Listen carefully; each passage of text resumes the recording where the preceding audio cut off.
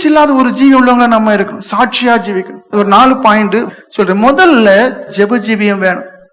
மத்தேயு எழுதின சுவிசேஷம் 7வது அதிகாரம் 7-8 என்ன சொல்லப்பட்டு, கேளுங்கள் கொடுக்கப்படும். அப்ப நமக்கு என்ன வேணும்? கேட்கிற ஒரு மனநிலை வேணும். எதுக்காண்டு கேட்கணும்? ஏன் மனக்கண்கள் குருடான மனக்கண்கள் ஆண்டவரே, நான் ரொம்ப குறுகிய பார்வை உள்ளவனா இருக்கேன், ஒரு விரிந்த பார்வை இல்லை, மன ரம்யமான ஒரு சிந்தனை என்கிட்ட இல்லை, முற்போக்கான, அதாவது நடக்கக்கூடிய காரியம் முன்கூட்டி அறிஞ்சு அதனால இது நன்மைக்கா இருக்கும் இப்படி எல்லாம் யோசிக்கக்கூடியதான அந்த ஒரு திராணியில குறுகிய பார்வை உள்ள எனக்கு இந்த நிலைமை மாறி என்னுடைய மனக்கண்கள் குருடா இருக்கு, எனக்கு இறக்கஞ்சி ஆண்டவர்னு சொல்லி ஜெபம் பண்ணணும். சங்கீதம் 119:18 என்ன சொல்லுது? உமது வேதத்தில் உள்ள அதிசயங்களை பார்க்க என் கண்களை திறந்தாரலோன்னு சொல்லப்பட்டிருக்கு. அப்படின்னு அர்த்தம் என்ன? நீங்க தான் ஜெபம் பண்ணணும். என் கண்ணு குருடா இருக்கு, எனக்கு ஜீவிதத்துல ஒரு முன்னேற்றமே இல்லை, நான் ரட்சிக்கப்பட்டேன்னு சொல்றேன், எனக்கு அனுபவம் இல்லை ஆண்டவரே, என் கண்களை திறக்க ஆண்டவரே, நான் ஒரு புது மனுஷனா இருக்கேன், என் குடும்பத்துல எது சொன்னாலும் நான் டக்குன்னு கோவப்படுறேன், இனி அப்படி இருக்கக்கூடாது, அடிச்சுக்க பட்டுக்க உபத்திரமா வரட்டு, அப்படி ஒரு மனநிலைக்கு என்னை மாத்தணும், என்னை உடைத்து உருமாற்ற ஆண்டவர்னு சொல்லி உங்க மனக்கண்கள் திறக்கிறதுக்கு நீங்க தான் ஜெபம் பண்ணணும். 2 ராஜாக்கள் 6வது அதிகாரம் 15-17 வாசிப்பீர்களான 2 ராஜாக்கள் 6வது அதிகாரம் 15-17 சொல்லப்பட்டிருக்கு. எலிசா தீர்க்கதரிசிட்ட வேலைக்காரன் வந்து சொல்லுவான், தீர்க்கதரிசிய என்ன பாரு, உங்களை பிடிச்சிட்டு போக சீரியா ராணுவம் வந்து நிக்குது, நீர் என்ன செய்ய போறீர்? நீ அவர் ஆண்டவனுக்கு ஜெபம் பண்ணார், ஆண்டவர் என் வேலைக்காரன் கண்ணை திறந்துற ஆண்டவர், நீ ஏன் கண்ணை திறந்து சொல்றாரு?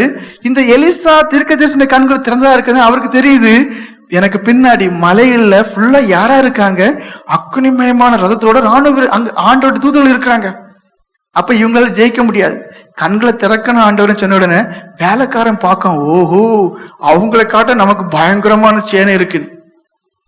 அப்போ நீங்க என்ன செய்யணும்? குறுகுன பார்வை, பிரச்சனைக்குரிய, அதாவது பரத்திலிருந்து வரக்கூடிய ஞானம் மெயின் ஞானம், அது இணக்கம் உள்ளதுன்னு இருக்கு. நம்மகிட்ட இருக்கக்கூடிய ஞானம் சாத்தானுக்கு ஞானம், அது என்ன பிரிவினை உரியதா இருக்கு. 2 பேர் பேசும்போது பிரிவினை தான் உண்டாக்குறோம், ஒரு பிரச்சனை தான் உண்டாக்கும்.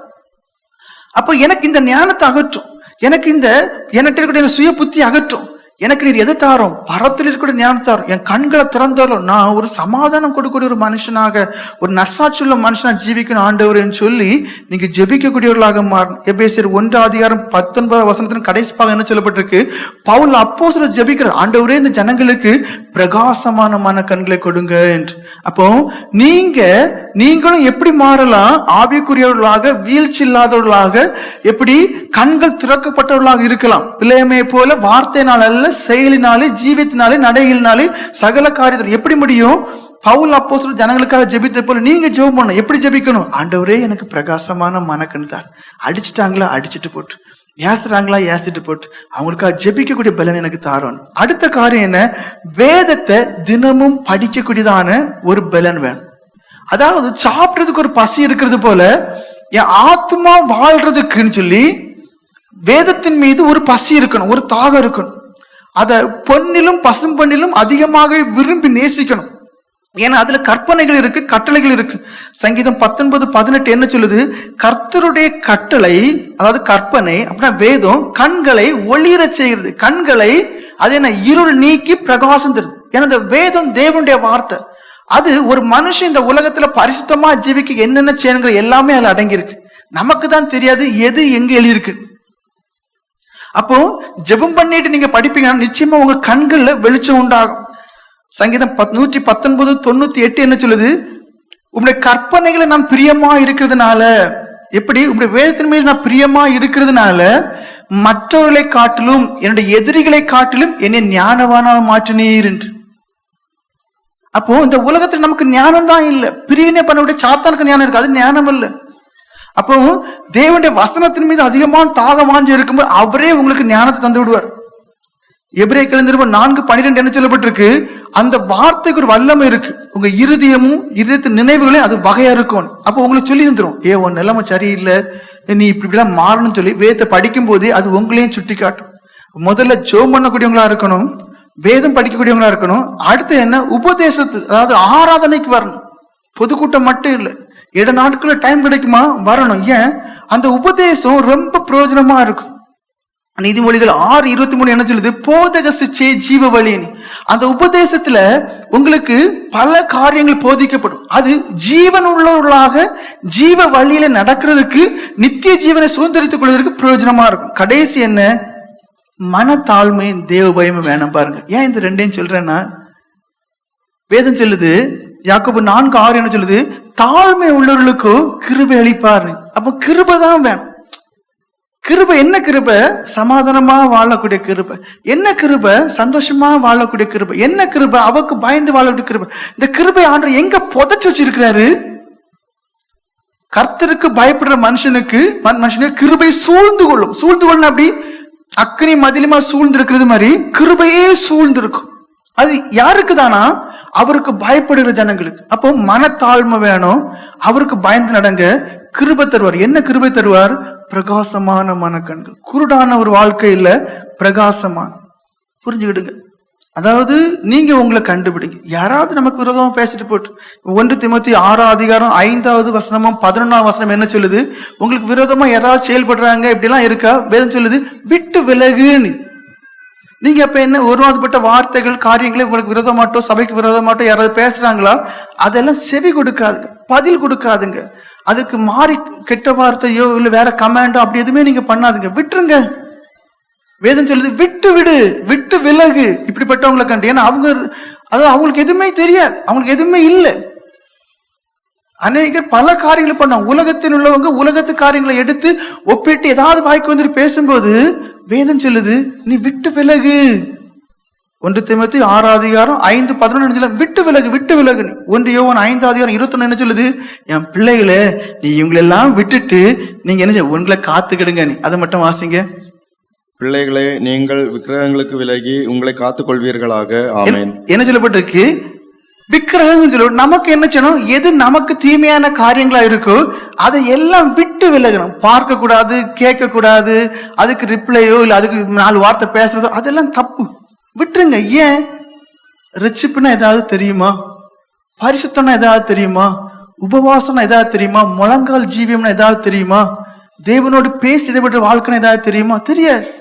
ஏதோ பைபிள்ல கதை புக்கு படிக்க மாதிரி பைபிள் வசனங்களுக்கு தெரியும். தோணுன மாதிரி 2 வார்த்தைகள் எடுத்துக்கிடுவாங்க, வாய்க்கு வந்தபடி பேசுவாங்க. அவங்களுக்கு எல்லாம் நம்ம பதில் சொல்லணும்னு கிடையாது, அதெல்லாம் கேட்கவே கூடாது. ஏன்? அனுபவம் உள்ளவங்க பேசுறாங்களா? தினமும் தேவ சமூகத்துல நின்று முழங்கால் நின்று கண்ணீர் வெடிக்கிறவங்க பேசுறாங்களா? இல்ல, அவங்க பயப்படுவாங்க. இது யாரு? வயிற்று பிழைப்புக்காக. ஏன்னா இப்ப மக்கள் எதை விரும்புறாங்க? சுவிசேஷத்தை விரும்பல, இப்படிப்பட்ட காரியம் தான் மக்கள் விரும்புறாங்க. அப்ப என்ன? இது ஒரு வயிற்று பிழைப்பு. அவங்களுக்கு என்ன? ஏதாவது கொஞ்சம் கிடைக்கணும். அதெல்லாம் நீங்க ஏன் பார்க்க போறீங்க? உங்க மனசாட்சி கொல்லப்பட்டு. நீங்க புரிஞ்சிட வேண்டியது, அனுபவம் இல்லாத மனுஷன், ரசிக்கப்படாத மனுஷன், உலக மனுஷன், அதாவது நாவை அடக்கணும்னு இருக்கு. நாவடக்கம் இல்லாத மனுஷன், தேவபக்தி இல்லாத மனுஷன். அப்ப இப்படி எல்லாம் இருக்கிறவங்களோட காரியம் நீங்க கேட்கவே கூடாது. எது முக்கியம்?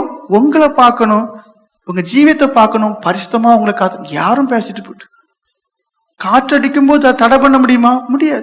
ஏன்னா இந்த உலகம் அப்படிதான், கருத்து சுதந்திரம் சொல்லிட்டு பேசிட்டே இருப்பாங்க. நீ பேசிட்டு போயா, அது செவி சாய்க்கவே கூடாது, ஓப்பன் பண்ணவே கூடாது, பார்க்கவே கூடாது. அவங்க பாட்டு பேசுவாங்க, அவங்க பாட்டு இருப்பாங்க. அவங்க வந்தாங்கன்னா நிச்சயமா அவங்களுக்கு தெரியும், நான் தப்பு பண்ணிட்டேன். எப்படி? நான் தப்பு பண்ணிட்டேன். ஏன்னா ஆண்டவர் செய்ய காரியங்களும் கிரியங்களையும் பார்த்தா அது அதிசயமான காரியம்.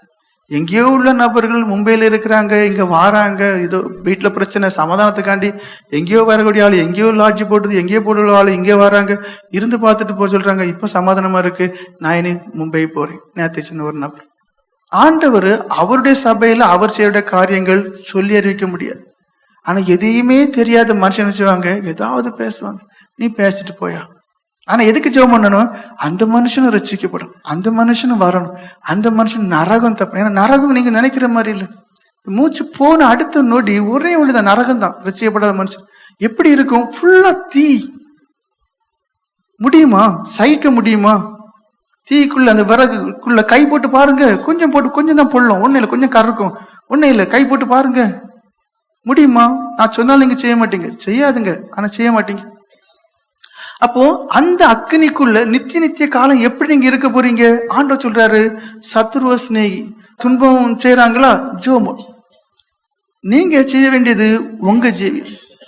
உங்களை பார்த்து அவங்க சொல்லணும், நான் தப்பு பண்ணிட்டேன், தெரியாம பேசிட்டேன், மற்ற சபையை போல பேசிட்டேன். ஆனா அது அப்படி அல்ல. அல்லேலூயா ஸ்தோத்திரம். அல்லேலூயா ஸ்தோத்திரம். ஜீவியங்கள் பரிசுத்தத்தை காண்பிக்கணும். நீ அவ்வளவு பேசுறியா, வாயா, எங்க கூட வாழ்ந்து பார், எங்க கூட இருந்து பார். எங்க சிந்தையும் உன் சிந்தையும் ஒரே மாதிரி இருக்கா? எங்க பேச்சும் உன் பேச்சும் ஒரே மாதிரி இருக்கா? எங்க ஜீவம் உன் ஜீவம் இருக்கும். அப்ப யார் ரட்சிக்கப்பட்டிருக்கா? பைபிளை யாரும் எடுத்து பிரசங்கம் பண்ணலாம். யார் ரட்சிக்கப்பட்டிருக்கா? யாருக்குள்ள பரிசுத்தம் இருக்கு? யாருக்குள்ள தெய்வீகம் இருக்கு? யாரு தெய்வ சித்தம் செய்யா? அதை நீங்க பார்க்கும்போது அந்த மனுஷன் வெட்கப்பட்டு போ. அதான் நீங்க உங்களை காத்துக்கிடணும், நீங்க உங்க ஆத்மாவை காத்துக்கிடணும். ஜீவியத்துல ஆண்டருக்கு சாட்சியா ஜீவிக்கணும்.